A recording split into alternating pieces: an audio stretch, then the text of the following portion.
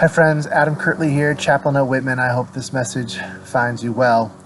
Um, this last weekend, the Jewish community celebrated Rosh Hashanah, which is the Jewish New Year that is, in many ways, marks the anniversary of God's creation of Adam and Eve.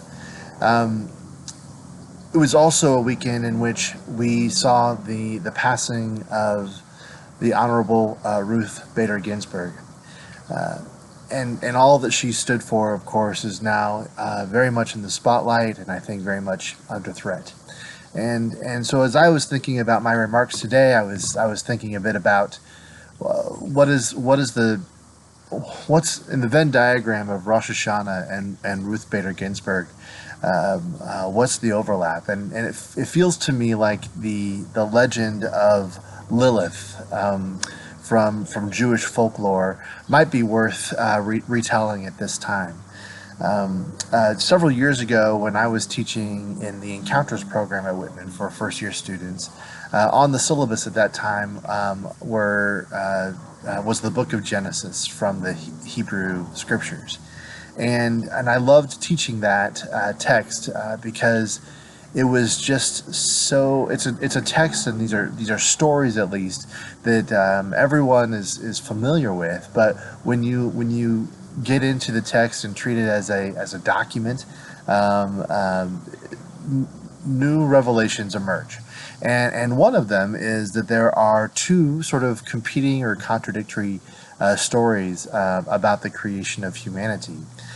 In Genesis chapter 1, the text says, God created humankind in his image, and in the image of God he created them, male and female he created them. So here we have a story where male and female are created at the same time and from the same clay. It's not until chapter 2 that we hear the story that we're all much more familiar with the story of God deciding that Adam needs a partner and fashions a woman from him, from his rib.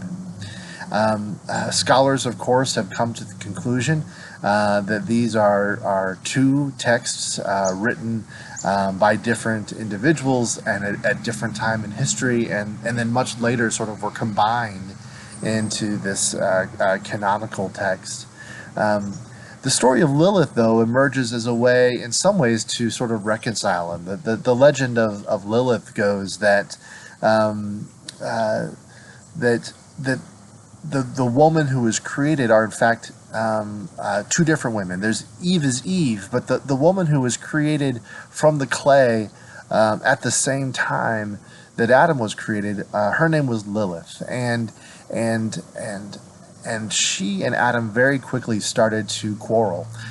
So the legend goes, and they were arguing over all manner of things, but many of them related to the fact that she refused to be subservient to Adam. And so she was banished, and the folk tale indicates that she was ascribed all sorts of demonic activities in the midst of her banishment. And so what you have is then the story of Eve, who plays this different kind of role with Adam, is venerated, and the one who resisted that subservient role was ascribed these demonic qualities. And one of my favorite passages that I read from a commentary says, where is it? Even if we accept Lilith's vengeful activities, we can regard them as having originated in self-defense against male domination and as a consequence of having to fight alone. So I ask myself and wonder if Ruth Bader Ginsburg would welcome a comparison between her life and legacy to the legacy of Lilith, and I hope that she would. They are and have emerged both as feminist icons and pushing back against the very concept of male domination. I am aware now that in the wake of Ruth Bader Ginsburg passing, that the women that I love most, my wife and my two daughters, they are living now under a greater sense of threat than they were a week ago.